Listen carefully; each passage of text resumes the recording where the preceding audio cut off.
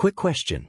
If your CEO stopped you in the hallway right now and asked, what's the actual difference between NIST, ISO 27001, and CIS Controls? Could you answer in one sentence each? If you hesitated, you're not alone. These three names get thrown around constantly. In job postings, in Security Plus and CISSP exam questions, in real client meetings, and they get mixed up with each other constantly. By the end of this video, you won't just know the difference. You'll actually remember it weeks from now without having to look it up. Let's get into it. This is week 1 of your cybersecurity training, and this one topic is worth slowing down for. Here's why. These three frameworks don't just show up once and disappear. You'll meet them again in compliance and regulations, again in security governance and strategy, again when we cover AI governance, and again when you're prepping for certification exams later in this course. Learn them properly once, right now, and you stop relearning them from scratch every single time they resurface. So here's the plan for this video. First, one simple mental model that ties all three frameworks together, so the details actually stick. Then we'll go through each framework one at a time: NIST CSF, ISO 27001, and CIS Controls. After that, we'll put all three side by side so you can see exactly how they differ. Then I'll show you how real security teams actually use all three together, not as rivals, but as a team. And right at the end, I'm going to quiz you, so stick around, because that's where this really locks into memory. All three of these frameworks are trying to answer the same basic question: how do we manage information security risk well? They just answer it at completely different altitudes. Here's the easiest way to keep them straight. Imagine you're responsible for protecting a house.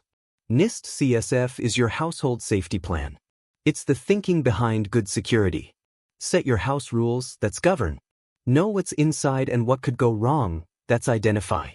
Lock the doors, that's protect. Install an alarm, that's detect. Call for help when something happens, that's respond. Repair and move on, that's recover. It organizes your thinking. It doesn't tell you which brand of lock to buy.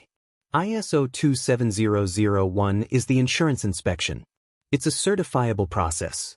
You build a documented, repeatable system for managing risk, an independent inspector checks it, and if you pass, you get a certificate you can actually show your bank, your insurer, or a buyer.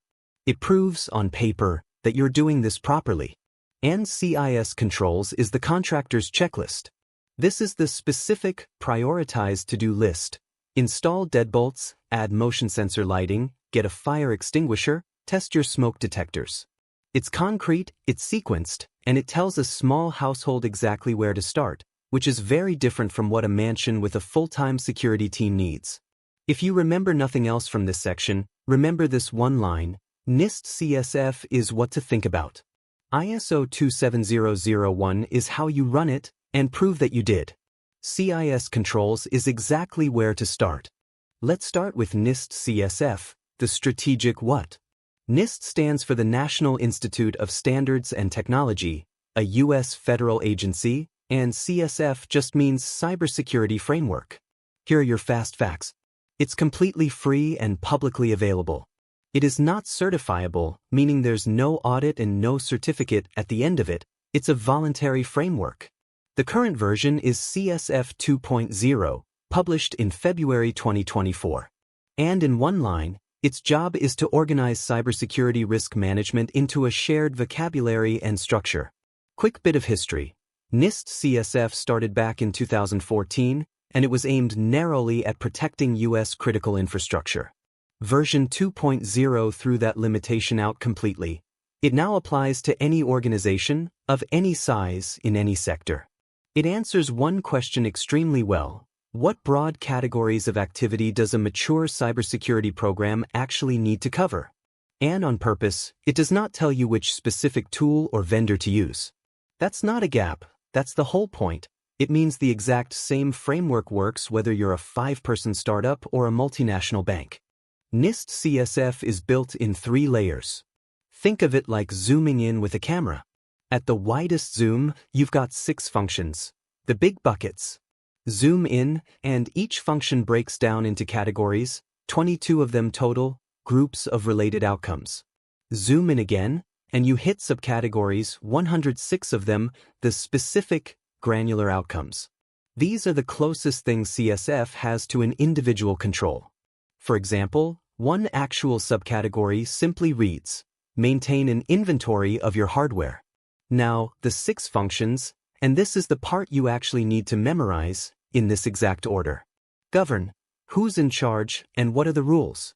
Identify, what do we have and what could hurt us? Protect, how do we lock it down? Detect, how do we notice something's wrong? Respond, what do we do when it happens? Recover, how do we get back to normal? Here's something worth knowing. Govern is the newest of the 6. It was added in version 2.0, specifically to make governance, risk strategy, and oversight explicit.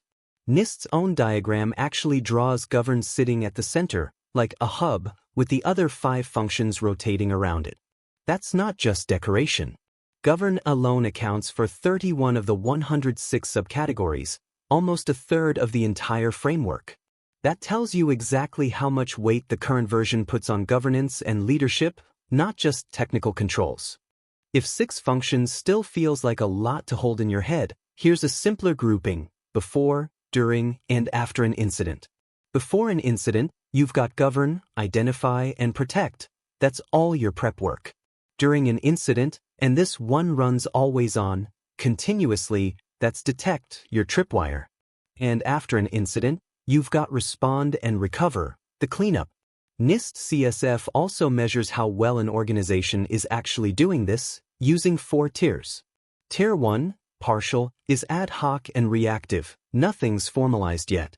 Tier 2, risk-informed, means you're risk-aware, but not consistently applying it across the whole organization. Tier 3, repeatable, means you've got formal policies that are consistently applied and reviewed. Tier 4, adaptive, means you're continuously improving based on lessons learned and changing threats. On top of that, CSF uses profiles.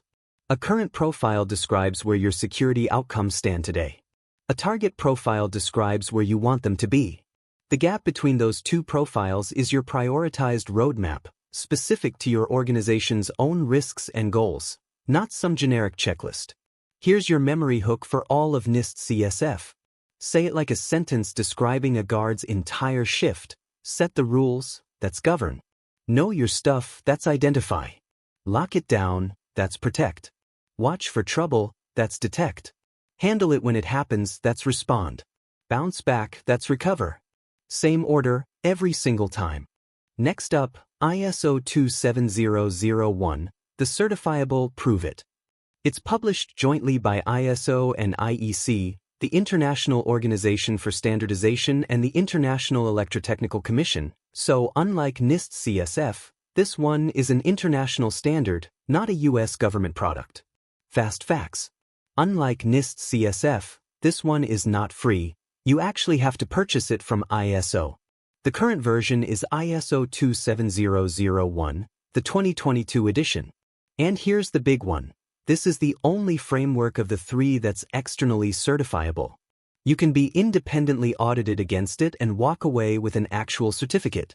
Its one-line job is to specify the requirements for building an ongoing information security management system, often shortened to ISMS. That word, requirements, really matters here. ISO 27001 doesn't just describe good practices the way NIST CSF does. It specifies mandatory requirements.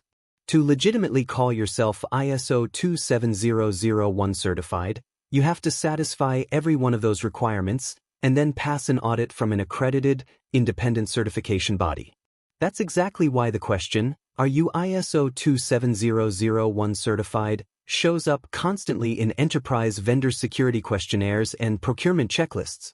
It's a portable, internationally recognized proof point. ISO 27001 is really built from 2 parts, a mandatory skeleton and an optional menu you choose from. Let's start with the mandatory part. 7 clauses, numbered 4 through 10, and every certified company has to satisfy all of them. Clause 4 is context of the organization, the internal and external issues and stakeholder needs that shape the scope of your management system. Clause 5 is leadership. Top management has to actually commit, set policy, and assign roles and authority. Clause 6 is planning, risk assessment, risk treatment, and setting your security objectives. Clause 7 is support, resources, competence, awareness, communication, documentation. Clause 8 is operation, actually running that risk assessment and treatment plan day to day. Clause 9 is performance evaluation, monitoring, internal audits, management review. And Clause 10 is improvement, correcting anything that's non-conforming and continually improving the system. Here's a pattern worth locking in. Those 7 clauses map onto a classic 4-stage cycle called plan, do, check, act. Clauses 5 and 6 are the plan stage. Clause 8 is do. Clause 9 is check. Clause 10 is act. Then the whole thing loops back around and starts again, because an information security management system is meant to be a living, ongoing system, not a one-time project you finish and file away. Now for the optional menu. This is called Annex A, and it contains 93 individual controls, grouped into 4 themes. Organizational controls, 37 of them, covering policies, roles, and supplier and third-party management. People controls, 8 of them, covering screening, training, remote work, and offboarding. Physical controls, 14 of them, covering perimeters, equipment, and clear desk policy. And technological controls, 34 of them, covering encryption, access control, secure coding, and malware defense. Here's the key thing to understand. You do not have to implement all 93. You run a risk assessment, you pick the controls that actually fit your organization's risks, and then you document your reasoning, including any controls you justifiably left out, in a document called the Statement of Applicability. Auditors scrutinize this particular document very closely because it's essentially your evidence that you actually thought it through, rather than just checking boxes. So how does certification actually work? An accredited, independent auditor checks 2 things: your mandatory clauses and the specific Annex A controls you chose. Certification typically runs on roughly a 3-year cycle, and you keep it valid in between with annual surveillance audits.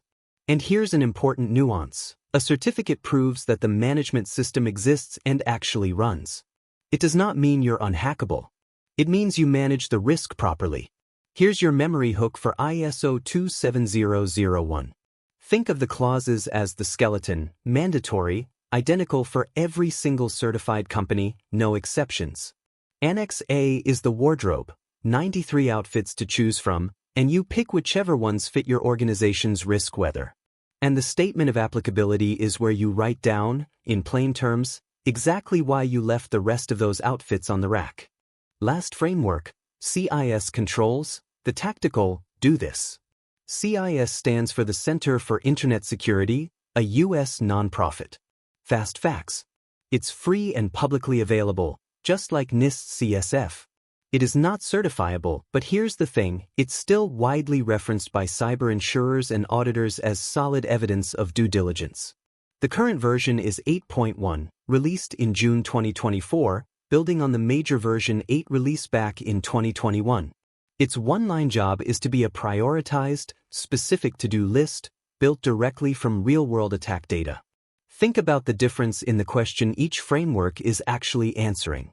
NIST CSF answers, what broad categories matter? ISO 27001 answers, how do we run this as a certifiable system? CIS Controls answers the question a Monday morning security analyst is actually asking, what do I literally go do first? It descends from something called the SANS Top 20, and CIS has maintained and refreshed it since 2015, built from real breach and attack data, not starting from pure theory. CIS Controls has 2 levels. 18 controls at the top. These are the broad categories, telling you what area of security a set of actions belongs to. And nested inside those 18, 153 safeguards. The individual, testable actions, each written as a single, plain English task you can actually go do. Quick bit of history. Version 8, released in 2021, consolidated what used to be 20 controls down to 18, and reorganized them by activity instead of by who owns the device. That change happened because cloud computing and remote work blurred the old boundaries of what counted as your device versus someone else's. A few of these controls you'll bump into again and again throughout this course. Control 1 is inventory and control of enterprise assets. Control 5 is account management. Control 6 is access control management. Control 11 is data recovery. Control 17 is incident response management. Control 18 is penetration testing. And notice that Control 1 comes first. That's not random ordering. Every other control assumes you already know what you own. You cannot patch, monitor, or protect a device that you don't even know exists. Asset inventory is the foundation everything else stands on. With 153 safeguards, where do you actually start? That's exactly what implementation groups are for. Think of them as difficulty levels. Implementation Group 1 is 56 safeguards, described as essential cyber hygiene. Every organization, especially small ones with limited IT or security staff, should implement this one first, no exceptions. Implementation Group 2 is roughly 130 safeguards, cumulative, meant for organizations with dedicated IT or security staff, multiple departments, and more sensitive data. And Implementation Group 3 is all 153 safeguards, meant for organizations with dedicated security specialists, facing sophisticated attacks, and holding highly regulated data. That word, cumulative, matters a lot. Group 2 is Group 1 plus more. Group 3 is Group 2 plus more. Think of it like difficulty levels in a video game. You don't skip easy mode and jump straight to hard. You build straight on top of it. Your memory hook for CIS Controls, 18 and 153. If you remember only two numbers, remember those. And remember that Group 1 equals 56 equals start here, always, no matter how big your organization eventually grows. Now let's put all three side by side, because this is genuinely the page that resolves most of the remaining confusion. Who publishes them? NIST CSF comes from a U.S. federal agency. ISO 27001 comes from an international body. CIS Controls comes from a U.S. nonprofit. Does it cost anything? NIST CSF is free. ISO 27001 must be purchased. CIS Controls is free.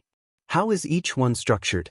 NIST CSF is 6 functions, breaking into 22 categories, breaking into 106 subcategories. ISO 27001 is clauses 4 through 10 as the mandatory core, plus Annex A's 93 controls as the optional menu. CIS Controls is 18 controls breaking into 153 safeguards. Can you be externally certified against it? Only one of the three, ISO 27001. Not NIST CSF, not CIS Controls. What question does each one mainly answer? NIST CSF answers, what broad categories matter? ISO 27001 answers, can we prove we manage this properly? CIS Controls answers, what do I do first? And where is each one best used? NIST CSF is best for strategy and board communication. ISO 27001 is best for proving security to customers and regulators. CIS Controls is best for hands-on implementation priority. They're built at completely different altitudes, and that's exactly on purpose, which is precisely why organizations use all three at once, instead of picking just one. So which one should you actually use? In practice, mature security programs don't pick one of these three. They layer all three together, because each one is doing the job it's genuinely best at. NIST CSF sets the strategic frame. It's what gets used in board and leadership conversations, and it's what builds that current profile to target profile roadmap we talked about earlier. ISO 27001 turns that strategy into a formal, ongoing management system and lets the organization prove it externally through certification, satisfying customer and regulatory requirements. And CIS Controls gives the technical team the concrete, sequenced checklist for what to actually configure, patch, and monitor, starting at Implementation Group 1. Because all three are so widely used, official mapping documents, often called crosswalks, actually exist between them. Here's a great example, Implement CIS Control 6, Access Control Management, and you are simultaneously building evidence toward ISO 27001's access control requirements in Annex A and toward NIST CSF's protect function. The work you do once counts 3 times over. You're going to meet all 3 of these again before this course ends. They resurface directly in compliance and regulations, and again in security governance and strategy. And a working knowledge of all 3 is basically assumed by most mid-level security job postings, and by the Security Plus, CISSP, and other certifications later in this course. Let's bring it all together with one final recap. If you forget everything else from this video, remember these 3 boxes. NIST CSF, the what? Free. Not certifiable. 6 functions in order: govern, identify, protect, detect, respond, recover. 22 categories, 106 subcategories. 4 tiers describe maturity, from partial up to adaptive. It speaks to the boardroom. ISO 27001. The prove it. Must be purchased. The only one of the 3 that's certifiable. Clauses 4 through 10 are the mandatory management system, running on the plan, do, check, act cycle. Annex A is 93 controls across 4 themes, 37 organizational, 8 people, 14 physical, 34 technological. Chosen by risk and documented in a statement of applicability. It speaks to your auditor and your customers. CIS Controls. The do this. Free. Not certifiable, but recognized by insurers and auditors. 18 controls, 153 safeguards. Start at Implementation Group 1, 56 safeguards, always. Groups 2 and 3 build on top of it, they don't replace it. It speaks to your IT and security team on a Monday morning. Okay, time to actually test whether this stuck. I'm going to ask you 10 questions. Try to answer each one out loud or in your head before I give you the answer in the next part. No peeking ahead and no rewinding. That little bit of struggle is exactly what turns this from short-term memory into long-term memory. Question 1. Which of the 3 frameworks can an organization actually be independently audited and certified against? Question 2. List the 6 NIST CSF 2.0 functions in the exact order NIST presents them. Question 3. Which function is new in CSF 2.0 and did not exist in the previous version, CSF 1.1? Question 4. How many controls does ISO 27001's Annex A contain, and how many themes are they grouped into? Question 5. What's the name of the document where an organization records which Annex A controls it excluded, and why? Question 6. How many total controls, and how many safeguards, does CIS Controls version 8 define? Question 7. Which CIS implementation group should almost every organization implement first, and how many safeguards does it contain? Question 8. True or false? Implementation groups 2 and 3 are completely separate safeguard lists, unrelated to Group 1? Question 9. Your CEO says, our biggest customer wants proof, on paper, that we take security seriously before they'll sign. Which framework do you point to? Question 10. A new analyst on a tight budget asks, what's literally the first thing I should implement? Which framework and which starting point inside it do you point to?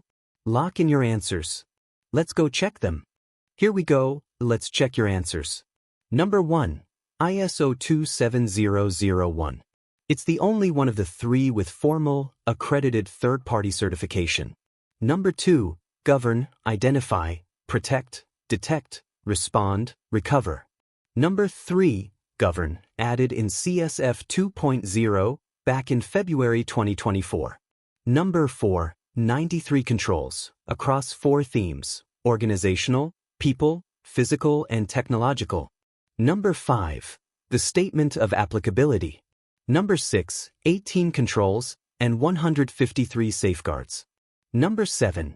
Implementation Group 1, 56 safeguards. Number 8. False. They're cumulative. Group 2 includes all of Group 1, plus more. Group 3 includes all of Group 1 and Group 2, plus everything else. Number 9. ISO 27001. Its certificate is the internationally recognized, auditable proof point that buyers actually ask for. Number 10, CIS Controls, starting at Implementation Group 1, the 56 Essential Cyber Hygiene Safeguards. So, how'd you do? If you scored 8 out of 10 or better, cold, without looking back, you're genuinely ready to move on. If you missed a few, that's completely fine. Just go back and rewatch the memory hook for that specific framework, then come back and retake this quiz in a day or two. That small gap between learning it and retesting it is exactly what turns this into long-term memory. And that's Week 1's deep dive into security frameworks and standards, done. Quick recap of the one-liner: NIST CSF is what to think about. ISO 27001 is how you run it and prove that you did. CIS Controls is exactly where to start. These three are going to keep showing up throughout this entire course, so if this helped it actually click, do yourself a favor and subscribe so you don't miss the modules where we build directly on top of this: compliance and regulations, security governance and strategy, and your certification roadmap later on. Drop a comment and let me know which of the 10 quiz questions tripped you up. I'll see you in the next one.